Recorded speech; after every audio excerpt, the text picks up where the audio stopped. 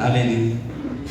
Those who are joining us, we are still been doing Bible exposition on the book of 1 Samuel, but mainly looking at the person of David. And God is impactfully and changing our lives powerfully through His Word. Glory to Jesus. Are you there? Glory to Jesus. 1 Samuel chapter 27. The Bible says that, and David said in his heart. David said in his heart. We are not told he said it with a loud speaker. But David thought to himself, or said in their heart. I want you to see how people speak in their hearts. How people speak in their thoughts. Praise the name of Jesus. Glory to God. Your heart, your mouth always speak what is in your thoughts and what is in your heart. Your mouth always speak what is in your thoughts and what is in your heart. That is why Jesus said, out of the abundance of the heart, the mouth speaketh. Out of the abundance of the heart, the mouth speaketh. So this particular time, David is saying in heart. Another translation will talk about David said it in his thought. He said to himself, one of these days I will be destroyed by the hand of Saul. What a careless statement for a believer. And I want you to know that if you have been with us for some time, knowing what we have been going through and what we've been doing with David, you realize the man has gone through the valleys and the shadows of death. Right now, you can tell the man has gone through the valleys and the shadows of death. He has faced death, life. He has been pursued by many people. You can imagine 3,000 men against one. And this man, he's now in a place whereby this chapter is a very interesting chapter, because it is a scripture, is a chapter that is introducing to us the human part of David. The human part of David. The moment where you are at the bottom. The moment where you are at your last coin. When you have exhausted all your bank accounts. The moment where everybody has blocked you. The moment whereby nobody wants to talk to you. Because now, after 3,000 men have been pursuing him, and God in his own way delivered him, he ran to the other side. The Bible introduces to us, David thought to himself. King Saul is always saying, I will not kill you again, David. This is not the first time he is saying, I will not have you again. But it is something that is keeping on and keeping on coming over and over again and again.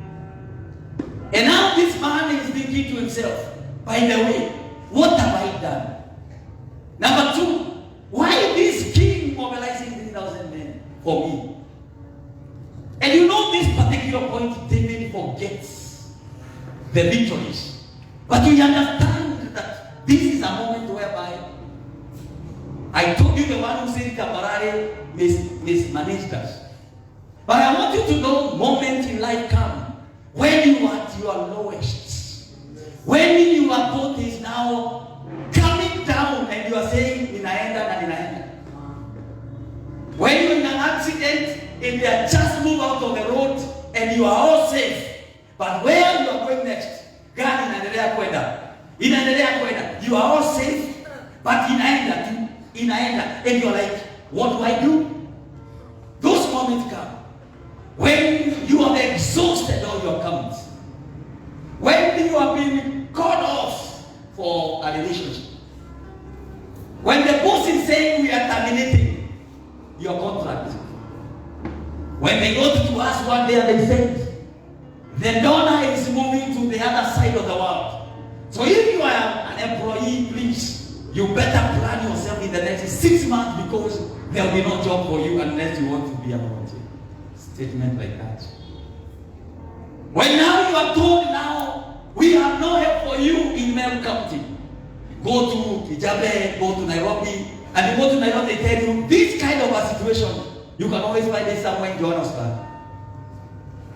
You can always find it, and David is there, and the Bible says, and David thought to himself, where I am now, my friend, I think this man eventually will die. Because Saul was not trying. Saul was serious about assassination and killing, actually removing this man from the face of the earth. I have come to discover there are two kinds of people. There is an enemy and there is a foe.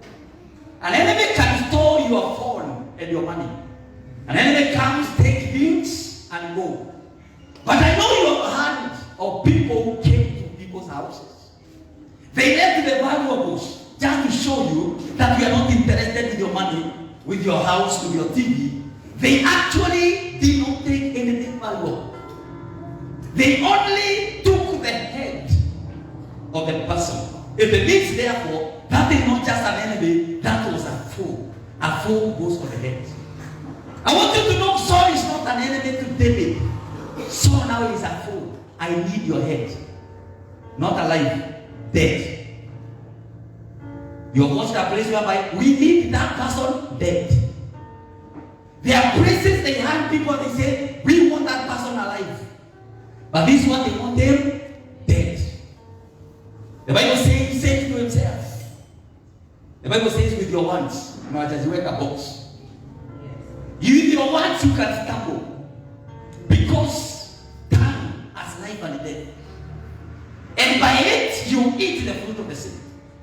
Look at the door David is opening. By saying that, the Bible says, he said eventually, Saul will kill me. That is his confession. The Bible says, the best thing I can do. Remember, I told you the other day, some of the challenges you go through, it's not personal. Some of you will go through challenges that will push you to write a book. Some of you giving up. You have no idea how many people will be discouraged by your giving up. And the Bible says, he said the best thing I can do is to escape the land of the Philistines.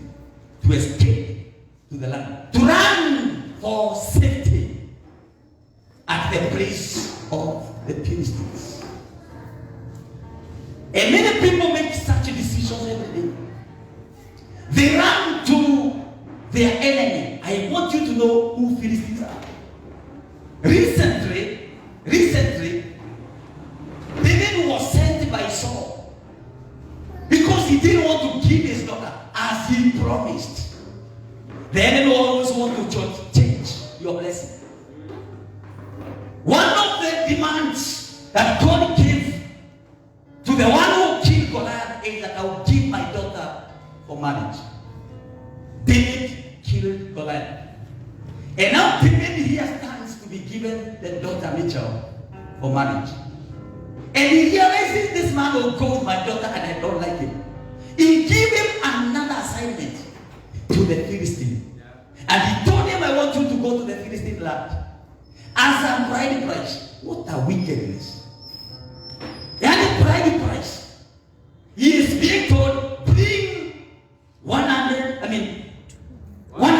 foreskins of the Philistines. Where this man is going to hide now. David surpassed the demands of Saul. He did not bring 100 hair. He brought 200. And then there is something that is not written, but I will tell you today.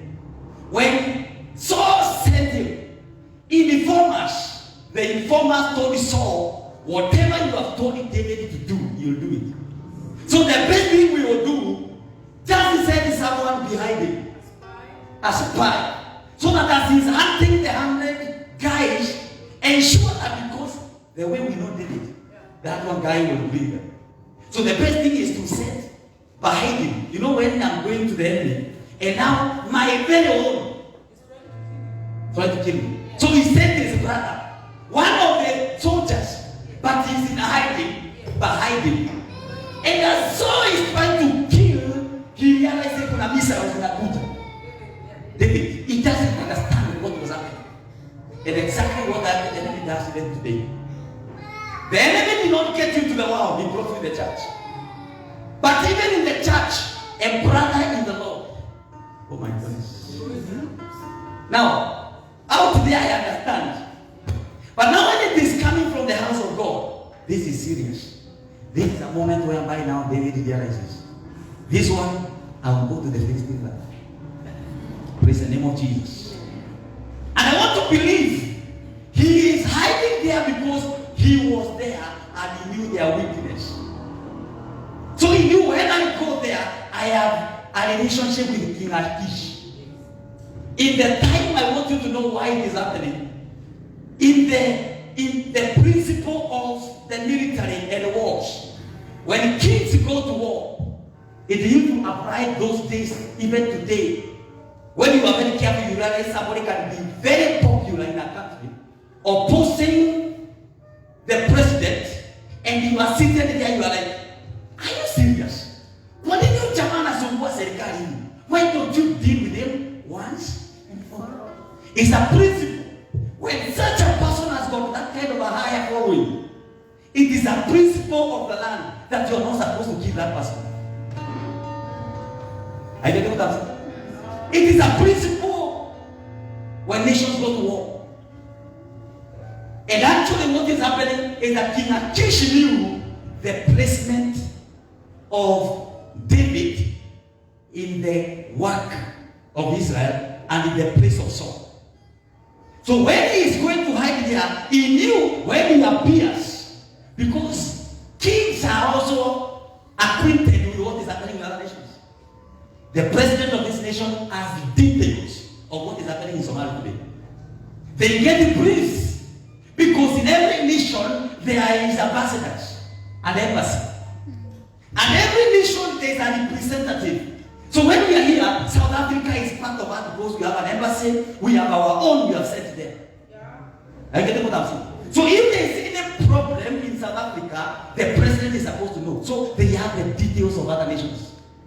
Yeah. King Achish is aware of the event. CNN reported. I get what I'm saying. Yeah. So when David appears in Philistine, King Achish said, good. And you have seen other nations, even in our country, where people are very influential politically, but they have done wrong, maybe the opposition, they come to hide in a nation like this. Asylum. They come and hide the nation, says, as for us, this one we know. I'm getting? Why are we hiding? We are actually foreseeing trouble, and our people are there. Yeah. So we protect this one for the sake of that one. And we cannot kill in our land. We also cause another trouble. Are you getting where David is coming from? Yeah. Some strategy. Some strategy. The man knows all rooms for dogs. The next thing I will do, I will just penetrate the Philistine land. And when I go there, I will lobby with Achish. Ladies and gentlemen, the Bible says, then Saul gave up searching for me anywhere in Israel. Saul continued with the search mission. Even after he promised he is not pursuing him, he continued searching for him.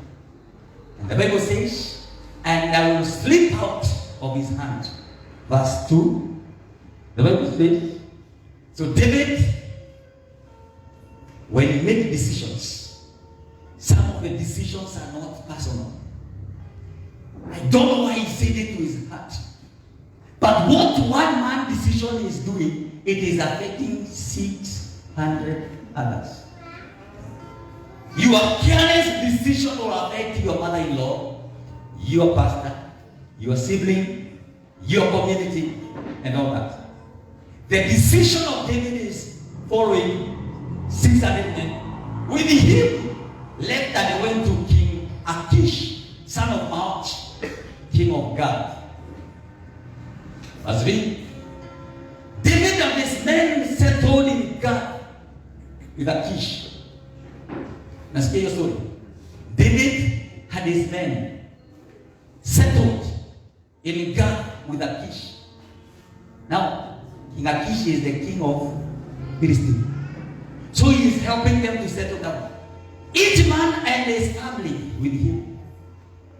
And David had his 2 wives, Jezebel, Abigail, the widow of Nabal. 4. When Saul was told that David had fled to God, he no longer searched for him. David knew. If you are a member in a church, if you are a believer, we follow you, we realize that you have decided to be a DDO, a daily drinking officer. We come when we talk to you, you are pastor. So what we do, we just give up on you. There are things you can do. I can tell you, we will follow you, we will follow delegation, we will master for you, we will pray for you. But days comes when we say, ladies and gentlemen, leave him. We are not the saving. We are. Or when you decide now, Pastor, I want to move to another place, and your final church, my search for you comes to an end. Because you are in another territory. I am not migrating members. So when you get to another church, my search for you comes to an end. Are you getting what I'm saying? Because I know now where you have gone, probably you get help. Because a church is a hospital. You can go to Mel General and they help you and you are not helped. Please move to Kerewa Mission Hospital. I don't expect the nurses and the doctors to search for you and go and say, we need our patient. That is an error. It's an error. It's an error. If you are dating a girl and the girl says, I'm not even engaged. Our relationship is over. Na nakwambia amina nada. Relationship. The only thing you can do, brother. Talk to me, ladies and gentlemen. If you've been walking with someone and they tell you, now I have found another one, please spare your energy for something else. Yes. Spare your energy for something. Yes. In fact, they are planning for wedding and you're still saying, I claim you, I invite you. Please, what you need to do is just let it go. But as long as they are free, yes, go to the mountain and go to the caves. God can turn the heart back to you. Are you hearing what I'm saying? But now that the David, you are in the Philistine land, and all the emissaries and the informers have given King Saul report that David is now settled. Not only actually settled, this man who is the king of the Philistines, you give him a place, a land called Ziklag. And for 18 months, David will be in that place and the search for Saul. For David. It's coming to an end. Praise the name of Jesus. Are you hearing what I'm saying? Yes. So when a girl is still moved on, the man has moved on, as long as they are telling you I'm still free and I'm free and available, don't give up, brother. Don't give up, sister. But the day they tell you, I have somebody, shift. I'm just teaching you some wisdom. Some wisdom. Some. When we hear people have arrived in another church, we tell them, God bless them. Especially when they did not post it from. Praise the name of Jesus. So when Saul told that, fled to God, he stopped. Verse 5. Then David said to Achish, if I found favor in your eyes. Now, David is negotiating with an enemy, which we do almost every day. Negotiating with the enemy. If I have found favor in your eyes. You know, he's not just talking. The man has got 600 men. His 2 wives, children, his family, his brothers, his sisters. His 600 men. Let a place be assigned to me in one of the country towns, that I may live there. Why should Your servant lived in this royal city with you. Verse 6. So on that day, Achish gave him Ziklag. You know, Achish is not consulting anyone. He is dealing with the king. Ladies and gentlemen, anytime you learn how to address the king, our Lord, our Master, there will be no committee. Jesus will call. Hallelujah. Yeah. There will be no committee in heaven that will sit down to evaluate whether to bless you or not. Yeah. When the king is okay, the Bible says his heart is like the course of water. He is actually the one who directs. So kings don't consult. When kings are moved, they give immediately. Yeah. And that's our master who is. Yeah. We can come in the morning when nobody is in. When the king is with you. Yeah. Praise the name of Jesus. I pray for you this morning. In the mighty name of Jesus. Be the one to please the king. Yeah. When the king is impressed, you allocate your plot within CBD. And you will not consult nobody. Because what he does, the owners, he kills them. And it's not your business. Yeah. You do not kill your enemy.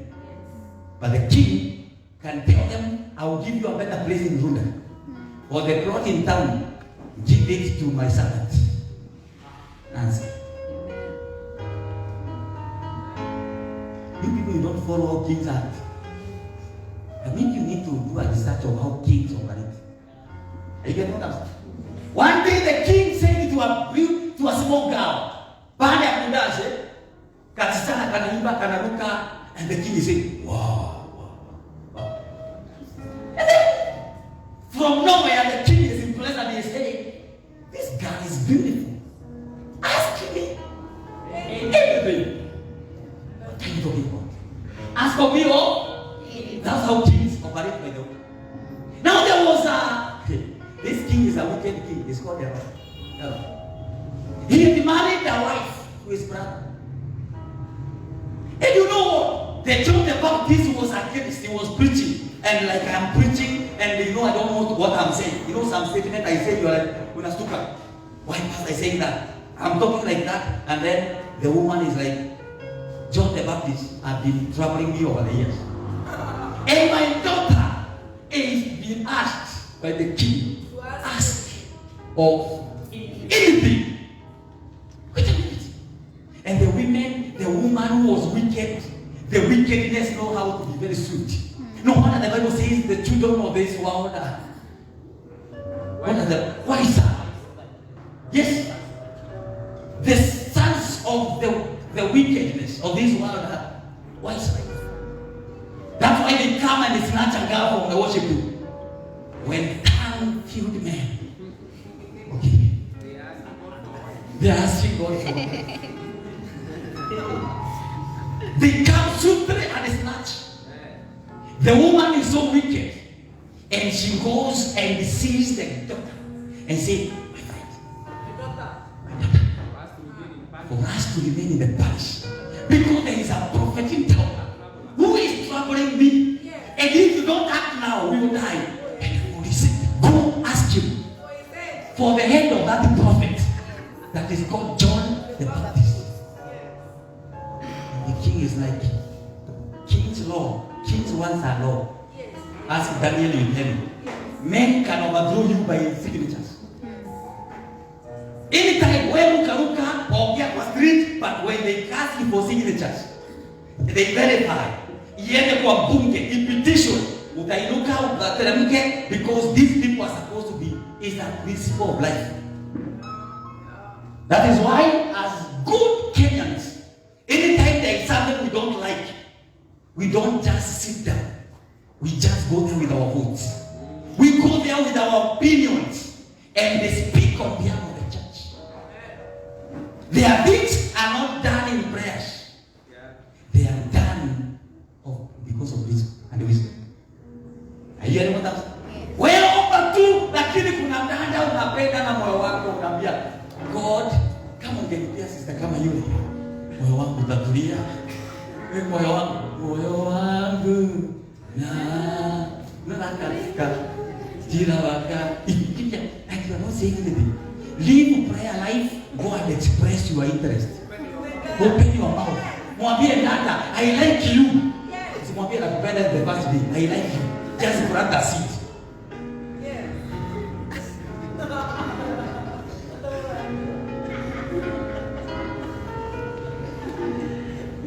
Kanisa yako iko sawa? Hii kanisa iko sawa? Praise the name of Jesus. If you see a shop and it is saying vacant, or you suspect haina mtu, what does it cost you? No, somebody is giving a testimony about alienda mahali kaona nyumba akaitishwa pesa mingi na akasema sababu sijaongea na mwenyewe au search for the owner. And they search. Wakati amesearch akaona mwenyewe, wakaangalia. Can you imagine the owner saying hii nyumba sijaingia for the last 3 years. What I'll do, I like you man. Wewe jamaa nakupenda. Sijui kwa nini. Sababu inabomoka, inaharibika, renovate it, use it. Tutaongea baadaye. Na hii the brokers walikuwa wanasema brokers they do good work. I get what I'm saying. But what am I saying? I'm saying there is a place of prayer. I got this revelation from my pastor Christian. Not everything that answers to prayer. Some things respond to praise. By virtue of sitting down here and listening to what I'm telling you, and you are not running away, there is something. The Bible said you are made clean by the word I have spoken to you. Yani kukaa tu unaendelea kuoshwa. Unajua wale wanaosha magari na una sabuni. Unachukua maji kapu kigonga. Within no time utaona gari inakuwa safi. Ama nyumba. Hata kama una sabuni, ilisha kwa maji. At least something will leave. Something will leave.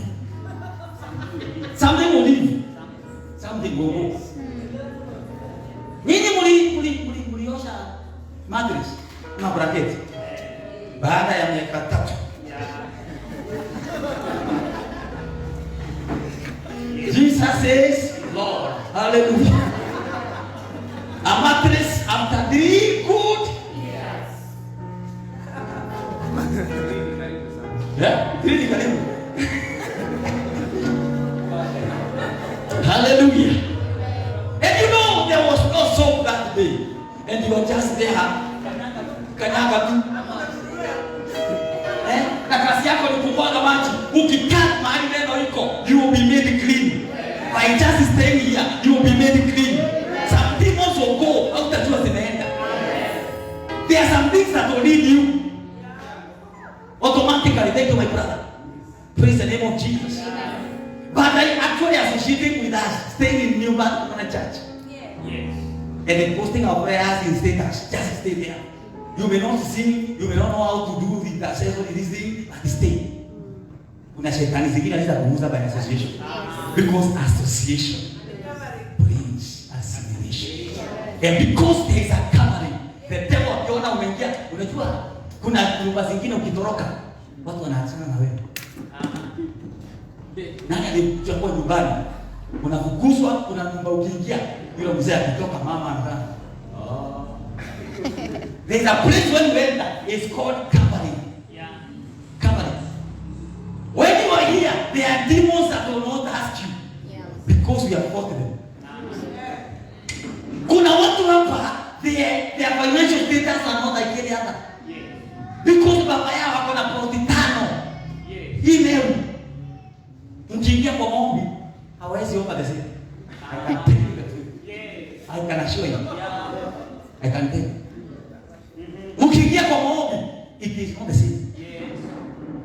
Kuna mtu hapa alipewa mke na fujo. Walikataa wakasema hakuna. Lakini kwa sababu ya heshima na Mungu, sawa tu. Ukapewa shingo upande.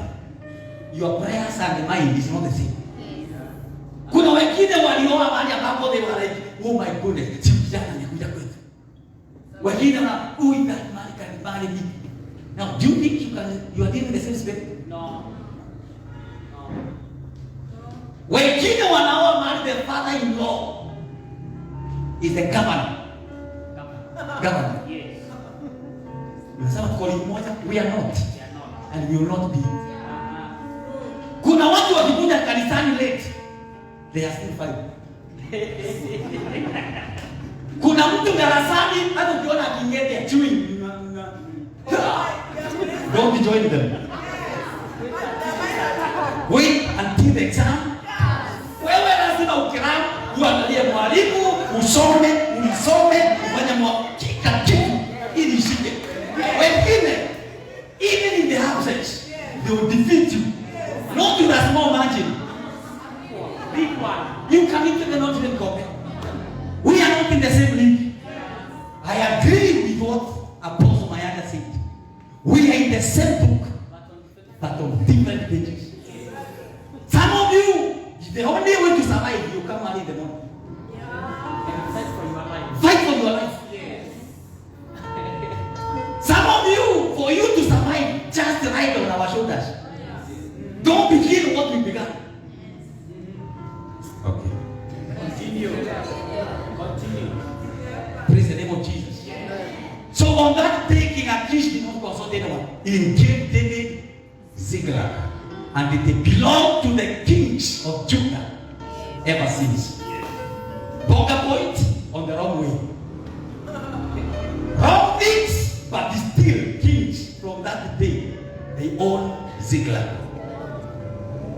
No wonder when you see all things working together for good. Yeah. By the way, when we are talking about backsliding David.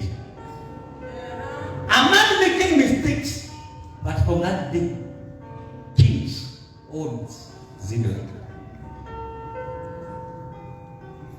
Somebody can mess up, and their testimony can move the world. A man was in prison. In prison in Nigeria. Did you how many years? Over 20 years. When he left the prison, he found his nation. I saw him, he had gone to over 120 prisons in different countries. What message or hope to the prisoners? There is a sermon for the prisoners. Do you know that? Do you know there is a sermon for the prisoners? This man, through his wickedness, he was in jail, but he found it purpose.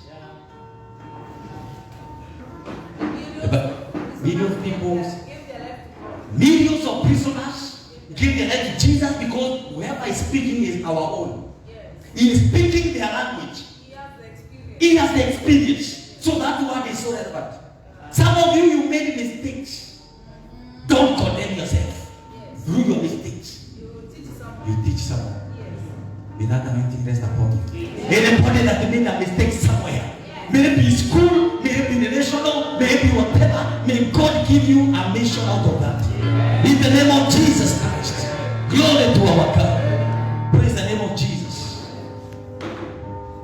A few thoughts before we pray, because I'll continue. But let me read verse 7. David lived in Philistine territory a year and 4 months. Those are 18 months.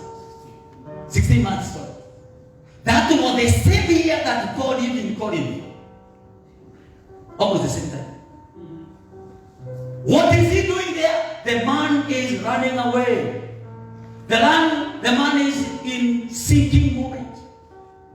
The man is in seeking moment. The man is terrified.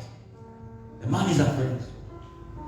Anytime you find yourself in such situations, number one, there is a message for you. Anytime you find our enemies are still pursuing you, you have no more solution to your problems, and you feel like David that he said, "Oh my goodness, King Saul will kill me." Somebody is saying, "This will kill me." Then instead of making careless mistakes, we can learn from this man. Because of this, several things. Number one, the Lord is saying in Isaiah chapter 40, "Fear not, for I am with you." Isaiah chapter 40. Glory to Jesus. This verse 11. "Fear not, for I am with you. Be not dismayed." For the following Glory to Jesus. Are you in Isaiah chapter 40? Hallelujah. Glory to Jesus. Fear not. Anytime you want to go to the Philistine, to go back to the world, to former habits, God is saying to you that you must fear not. For I am with you. Glory to Jesus. Do not be dismayed, for I am your God. Fear not, my brother. Fear it, David, to run. Do not be dismayed. To be dismayed is to be in a shock. Is to be in a terror. To be terrified. God is saying this morning, fear not. For I am with you. Praise the name of Jesus. And he's saying, number one, I am your God. David is being reminded. And somebody will have the spirit of David this morning. God is reminding you this morning that God is your God. God is your God. Verse 10. 41:10. Sorry, not 40. Praise the name of Jesus. I am your God. I formed you. I knew you. I know you. I have a panoramic view of your life. I have your original portrait. I know. I actually foreknew you before you were born.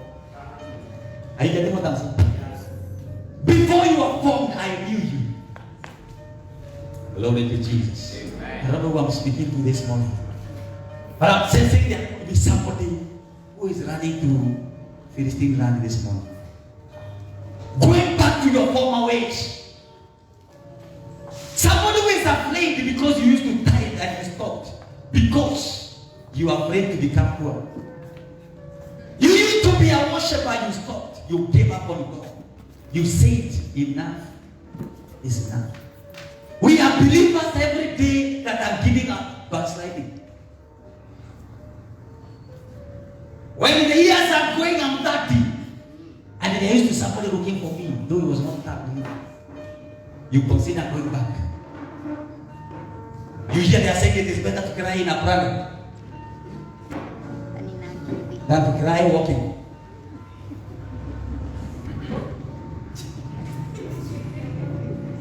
It is better to have something like a woman rather than to live without. A careless statement. Vile ninaona King Saul will eventually kill me. And God is saying this morning, fear not. Talk to somebody, tell them, fear not. Fear is brought by the devil. Fear not. And the Bible scholars, they will tell you that, I don't know whether it is by coincidence or by design, because God is a God of wisdom. There is, do your research. There is 365 fear not in the Bible. I stand here to be corrected. There is 365 times where God is saying, fear not. What does that tell you? When you wake up in the morning, tell yourself, I am not afraid, King Saul. I am not giving up, King Saul. I'm not giving up, you devil. I'm not giving up, you disease. May God give you the boldness of a lion that you not fear anything in Jesus' name. I say, may God inject you with a spirit of boldness. In the name of Jesus, you're not a coward. You not run away, moving from one plot to another because there is a mama amekuja is running. Utahama mpaka lini hii town? Wengine una shift plot sababu ya mtu pendi. You have a problem. Move because your time has come. They are supposed to leave, not you. And you are leaving church because kuna brother anakusumbua. My friend, hakuna mahali utapata brother anakusumbua. Hakuna mahali utapata sister kusumbui akuangalia vibaya. There is nowhere you go and you find where everybody in the leadership accepts you. If you fight, you look for me. I will give you a reward. Where everybody in the panel is liking you. In the interview, 5 will say, we love the lady.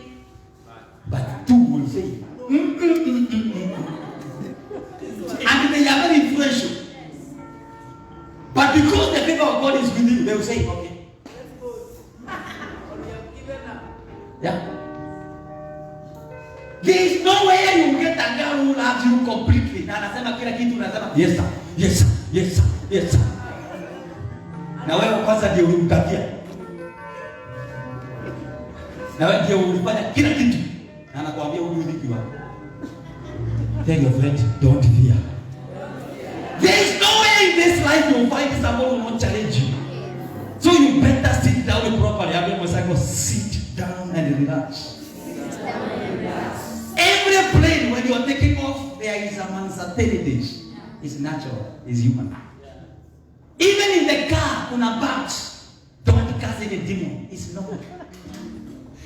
There are bottles. It's normal. Ukiona kuna bottles, lete tinga-tinga za baba yako. Weka rami.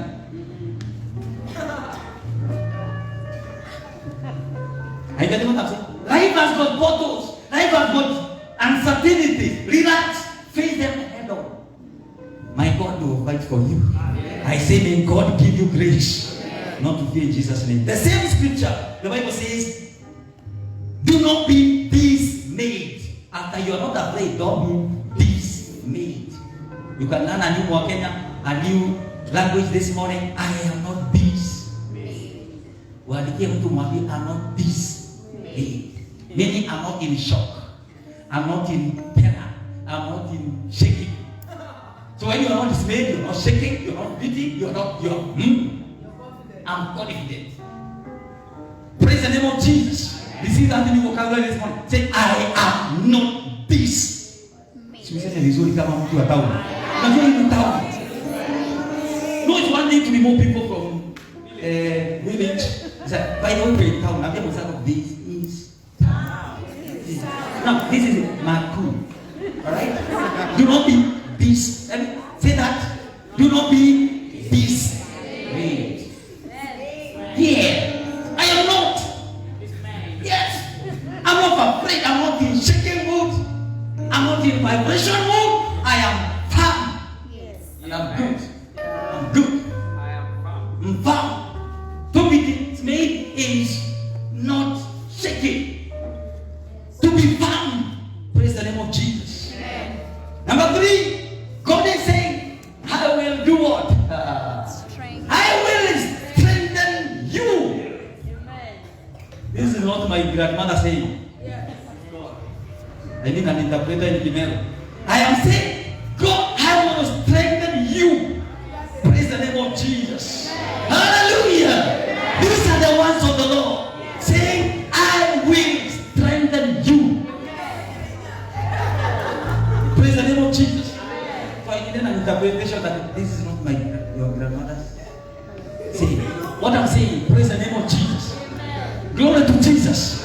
This is the Lord saying, I will strengthen you.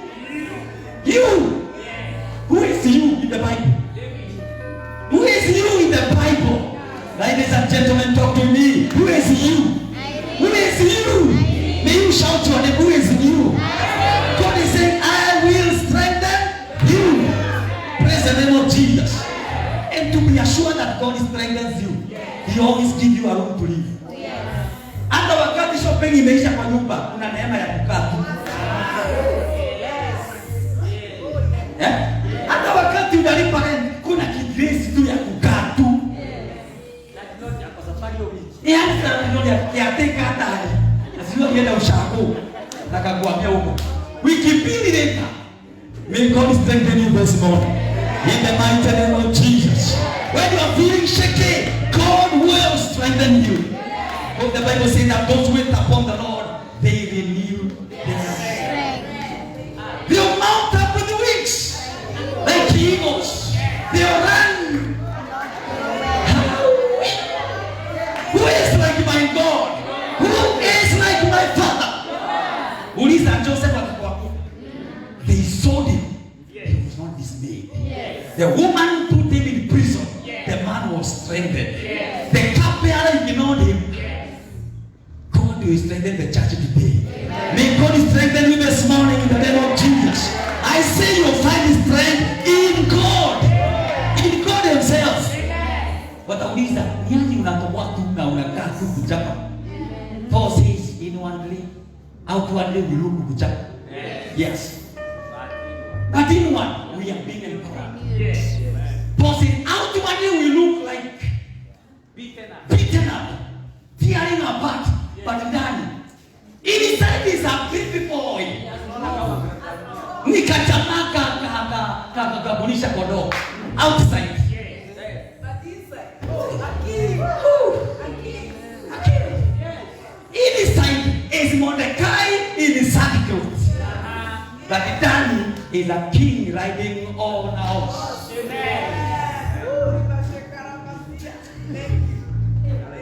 Inside is a Daniel beaten with all boots and the signature. Put him into a den of lions outside. But inside is a man full of wisdom. Is a man full of understanding. Is a man whose, when the king is appointing the administrators, he tied none. None like Daniel. He distinguished himself with these exceptional qualities. May God release that strength in the morning.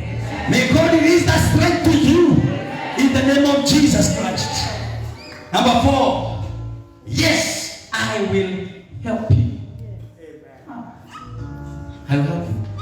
When you think of backsliding, when you give up on God, when you feel like you want to murmur, when you want to feel like you want to go back to your former ways, anytime you are thinking of backsliding, anytime you're thinking of stopping prayer, stopping good works, stopping loving your husband, stopping loving your wife, anytime you feel like you want to give up, I want to tell you, God is saying, I will help you. Who is like God? He helps men. One of his missions is to help. Help. Help. Help. God will help you. Sometimes you don't know what God will help you. In scripture, Mungu akusaidie. Is your help. Is our help. Anasema, He is the ever-present help. Ever-present help. Ever-present help. In times of need. Psalm 51 is about that. Anasema kwamba, call unto me in the days of trouble, and I will answer you, and may glorify me. God will help you.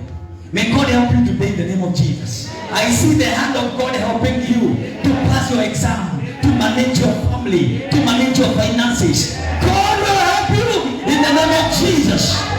It's not about proposals. It's not about many things. God will help you. Glory to Jesus. Number 5, I will uphold you. I will uphold you. Wale wanakuwa slippery, wanatereza. Wengine unasimama mahali kumetereza, unasikia unatereza, umeongea kitu, ukasikia nini hiyo nilisema. Kuna ile kutereza. Unajua ulitereza, uliongelesha boss vibaya, ulifanya kitu, you are almost teresa. Naongea na mtu ambaye anatereza. Ulifanya kitu mzee, akakwambia, ulifanya kitu relationship ukaambiwa it is over between me and you. Ukatereza. Mungu anakuambia, "Alagoje. Niko na kijamaa kingine peta na hiki." Kama ulifanya mistake. Niko na kidume kingine kizuri zaidi. Yes. Uliteresa ukaharibu kazi. Mungu anakuambia give you a better one. Yesu ulifanya mistake kwa ile church ulikuwa. Mungu anakuambia give you a smarter and a better church. Give you another pastor. God will uphold you in the name of Jesus. With his righteousness will uphold you. Receive the anointing of God in this house to be upheld by the Lord Almighty. You will stand and say, the Lord is my rock. The Lord is my strength. The Lord is my help in the name of Jesus. And finally, ladies and gentlemen, I will, and with my righteous hand, I will give you direction. I will give you fellowship. Hallelujah. God is saying with his righteous hand, he will do the work. God has a righteous hand. Ambayo inatenda kazi. Inasema with my righteousness, with my righteous hand, I will do all this. Praise the name of Jesus. I say to us in the name of Jesus, this year God will do all this to his glory in the name of Jesus. Nobody is going to consult King Akish again. Nobody will backslide in this house. We are not losing any son again. We are not divided, nobody this year. We will not be frustrated again. For the Lord is our banner. For the Lord is your strength. Lift up your hands and tell the Lord, I'm here. I'm here, your child. Sometimes I give up. I was almost sleeping. I was almost giving up. Sometimes I was telling in my thoughts, I will go to the Philistine. But here I am in the name of Jesus. My Father is on your side in the name of Jesus.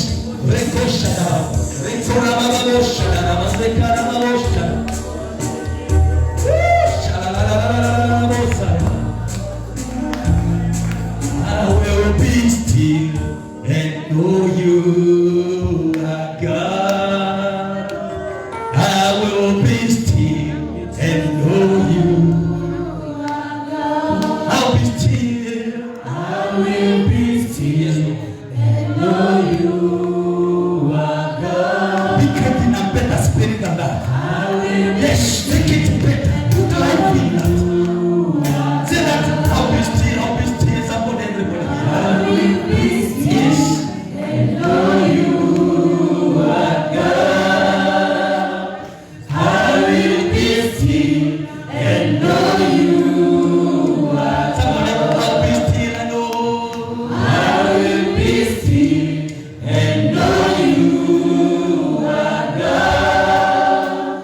I will be still and know you are God. When the oceans rise and darkness falls, I will soar with you above the storm. Father, you are the King. Father, you are King over the flood. I will be still and know you are God. I will be still and know you are God. I let my soul in Christ alone. In Christ alone.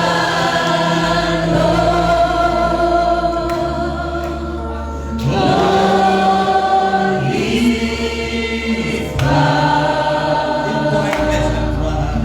In quietness and trial. When the oceans rise and darkness falls, I will soar with you above the storm. Father, you are King over the flood. I will be still and know you are God. I will be still and know you are God. Everybody lift up your hands in the presence of the Lord. There's an oceans that rises. There are oceans that rises. There are thunders and storms in this life. The Lord is saying today, be still and know I am God. The Lord is saying to somebody, be still and know Lord. You don't have to give up. You don't have to lose up. You don't have to be dismayed. The Lord is here to help you. The Lord is here to strengthen you. The Lord is here to be your help. The Lord is here for you. The Lord is here. The Lord has been here. The Lord has been here.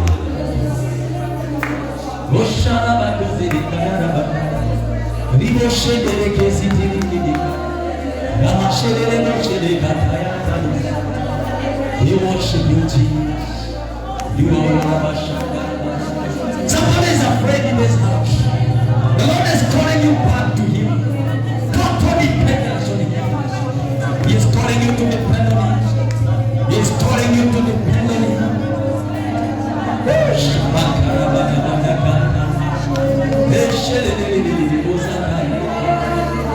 Talk to Jesus. He is helping you this morning. He is giving you the strength. He is giving you power. He is giving you grace.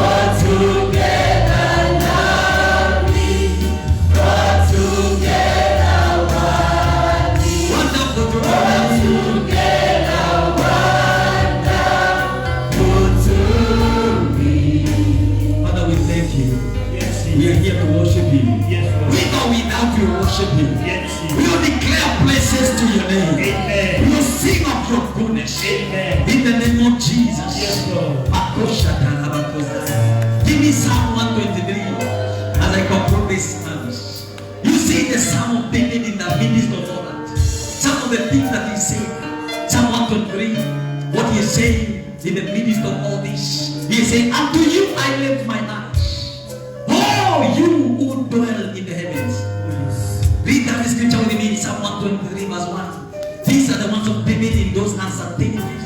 He is telling the Lord, unto you I lift my eyes. Somebody lift your hand and say, Lord, look like you are looking at the heavens. Look at your head, looking at the place of your help. Lift up your spirit like you're not like it, but lift up your eyes and look up to the heaven. Look at the beautiful God, the mighty God, the ancient of days, the one who was and will ever be, the one that formed you, the one who has fought for you. He said, to you I lift my eyes. Oh, you who dwell in heaven. There is one who dwells in heaven. His place has no competition. His place has no competition. He lives in heaven. Usiangalie wanadamu. Unaye makao yake ni mbingu. Unaye anaishi pale mbingu. Alitoka. Msinge. Alipiku. Hawezi fikia.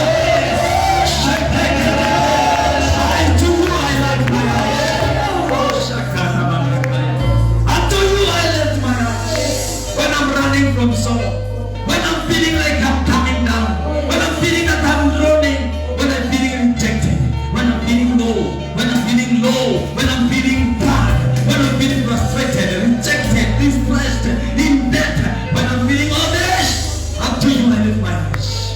That is your help. That's where your help comes from, my brother. That's where you see my sister. That's where your confidence is.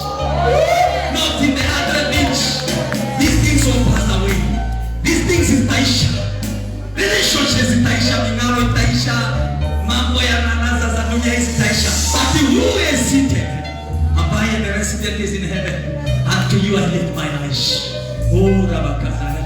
When I am joining people, joining me in lifting their hands like this and focusing on God, where our help comes from, where our hope is coming from. Stay there long enough. Don't be in a hurry to leave that place. It's a place where God is coming. It's where God is helping, growing His riches. Where silver and gold come from. Where riches, where confidence. That is a place. That is where you find our rest. That is where God will meet us. That is a place. Don't leave the place of presence of God. Marry your chosen one day that can never be taken out from you. And to you I lift my eyes. You whose resident is in heaven. Makao yako si huku. Wewe unahitaji mkono wa mwanadamu. You have proved your faith. You made known your ways to Moses. Your deed to the children of Israel. To you who is lifted up in heaven. My eyes. The eyes is your vision. The eyes is your image. Is the imagination. It is where you want to go. Your eyes must be on Him. Your eyes must be able to see Him. The incorruptible God, the unchanging God, the King of glory. When He is blessing you, He blesses you, period. When He is impressed in you, unto you I lift my eyes. Oh, you who dwell in heaven. That's where we find rest. That's where we find place. That is where we are.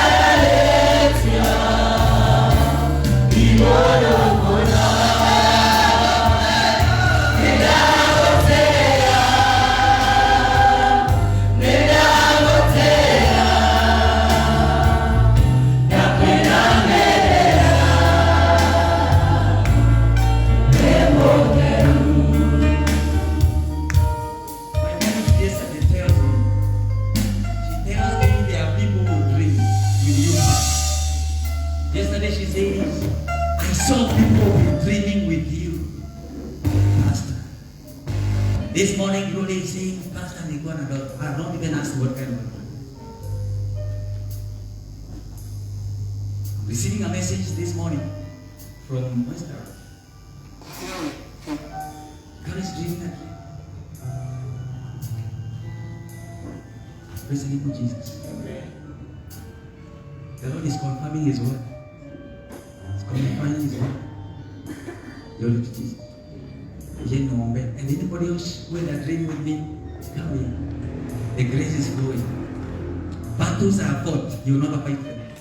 In the name of Jesus. Confirm that word. Pastor, many people will dream with you. Now, if it happened, come this week.